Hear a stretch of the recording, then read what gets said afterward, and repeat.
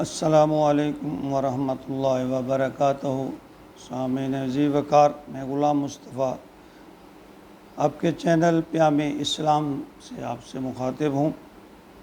درس قرآن کے سلسلہ میں آج کا ہمارا سبق سورۃ آل عمران آیت نمبر 134 پر مشتمل ہے۔ اعوذ باللہ من الشیطان الرجیم، بسم اللہ الرحمن الرحیم۔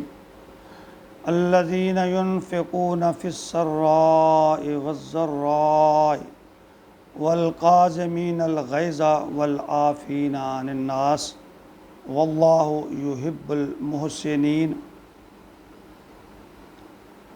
پچھلی چند آیت مبارکہ میں اللہ رب العزت نے مسلمانوں کو راہ راست پر چلنے کا جو رہنمائی فرمائی ہے، طریقہ بتایا ہے۔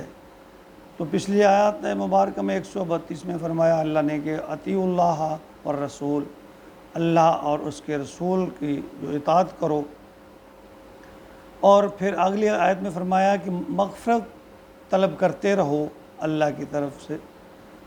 تو اس طرح جو ہے اللہ تعالیٰ آپ کو جنت کا حقدار ٹھہرا دے گا۔ اب اس آیت مبارکہ میں اللہ رب العزت نے اپنے بندے کے 3 اوصاف بیان کیے ہیں کہ اگر یہ ان میں صفتیں ہوں گی، اللہ فرماتے ہیں کہ اللہ ان سے محبت بھی کرے گا اور وہ جنت کے بھی حقدار ہوں گے۔ تو فرمایا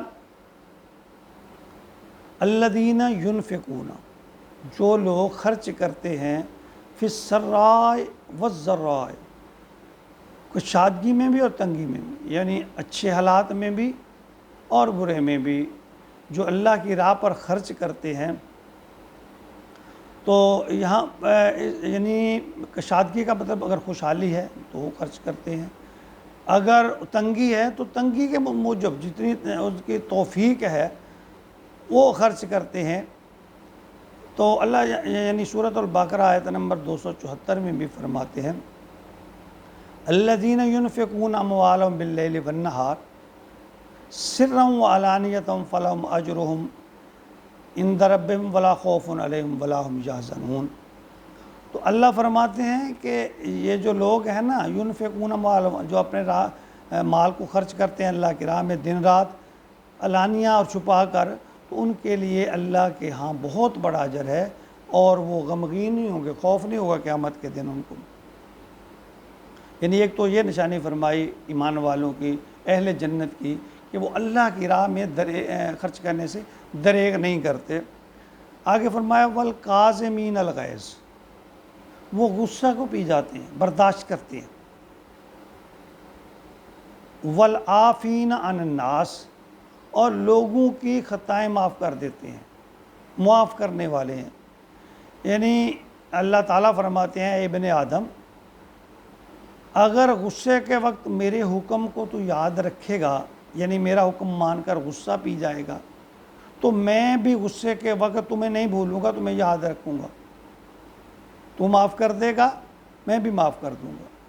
تو صحیح بخاری حدیث نمبر 6114 میں نبی مکرم صلی اللہ علیہ وسلم نے فرمایا، جس کا مفہوم ہے، آپ نے فرمایا پہلوان وہ نہیں ہے جو میدان میں کسی کو بچھاڑ دے، شکست دے دے، پہلوان وہ ہے جو غصے کے وقت اپنے اوپر قابو پا لے، غصے پر قابو پا لے۔ آپ نے فرمایا یہ جو غصہ ہے نا، یہ شیطان کی طرف سے ہے، اور شیطان آگ سے پیدا ہوا۔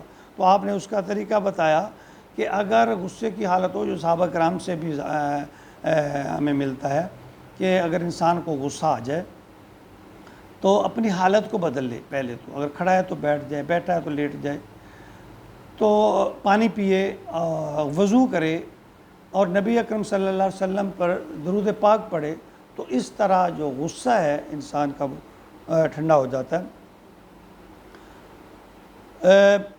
نبی اکرم صلی اللہ علیہ وسلم کا فرمایا، ترمذی کی یہ حدیث ہے 2325، نبی اکرم صلی اللہ علیہ وسلم نے فرمایا کہ اس سے پہلے والعافین عن الناس، غصہ کو پی جاتے ہیں اور لوگوں کی خطاؤں کو درگزر کرتے ہیں، معاف کر دیتے ہیں۔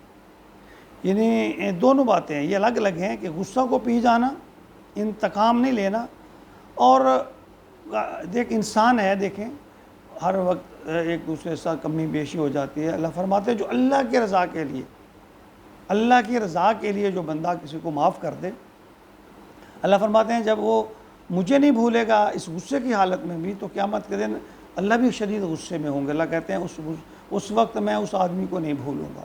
کتنا آسان کام ہے۔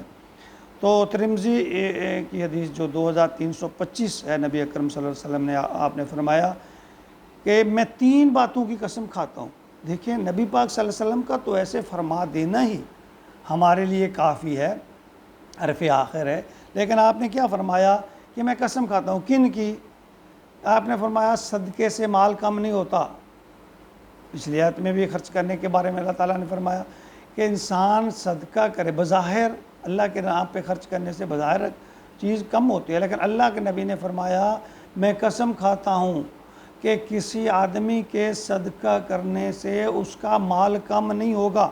دوسرا آپ نے فرمایا کہ کسی کو معاف کر دینے سے کسی کی عزت میں اگر کمی آئے گی تو وہ مجھ سے لے لے۔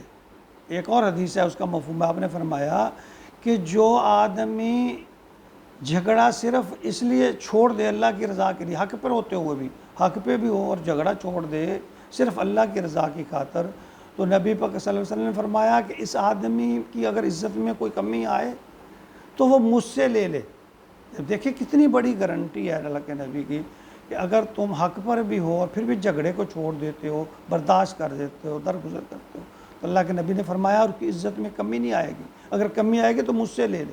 کیا الفاظ ہیں نبی پاک۔ اور تیسرا آپ نے فرمایا کہ تواضع اور عاجزی کرنے والا جو ہے نا وہ بلند مرتبہ ہے، اس کا مرتبہ ہمیشہ بلند ہے۔ یہ 3 باتیں نبی اکرم صلی اللہ علیہ وسلم نے قسم اٹھا کر، دیکھیں ہم حقیقت کو سمجھیں، اسلام کی دین کی حقیقت کو سمجھیں۔ ہم قرآن سے دور چلے گئے، ہم نے قرآن کو ترجمے کے ساتھ پڑھنا چھوڑ رکھا ہے۔ اب دیکھیں اس آیت میں کون سی مشکل ہیں، جیسا کہ بعض لوگ یہ کہتے ہیں جی ترجمہ پڑھو گے گمراہ ہو جاؤ گے، اور مجھے آفرین ہے، مجھے افسوس ہے ان لوگوں پر۔ اب اس آیت میں کیا مشکل ہے؟ اللہ نے کیا مشکل کہ جو خرچ کرے گا ظاہر چھپے ظاہر، تو جو غصے کو پی جائے گا، اللہ فرماتے میں ان سے محبت کروں گا۔ اب اس میں کیا مشکل ہے؟ اب عمل کرنا انسان کا کام ہے، یہ کہ اگر ہم نے قرآن پاک کی کسی ایک آیت کو پکڑ لیا وہی ہمیں صراط مستقیم کی طرف لے جائے گی۔ اب اسی آیت کو اگر ہم نے پکڑ لیا، اس پر عمل شروع کر دیا، تو یہی آیت جو ہے ہمیں اللہ کی رضا کی طرف لے جائے گی۔ خدا کے لیے قرآن پاک کو ترجمہ کے ساتھ پڑھیں۔ آپ پڑھنا شروع کریں گے، اللہ تعالیٰ ہدایت کے راستے کھولیں گے، اللہ تعالیٰ ہماری اصلاح کریں گے۔ جب ہم صاف نیت کے ساتھ اللہ سے رجوع کریں گے تو اللہ ضرور ہمارے لیے جو اچھی راہیں ہیں، جو صراط مستقیم ہے، وہ ہمارے لیے کھول دے گا۔ اللہ تعالیٰ ہمیں اس کلام مقدس کو پڑھنے، سمجھنے اور اس پر عمل کی توفیق عطا فرمائے۔ آمین یا رب العالمین۔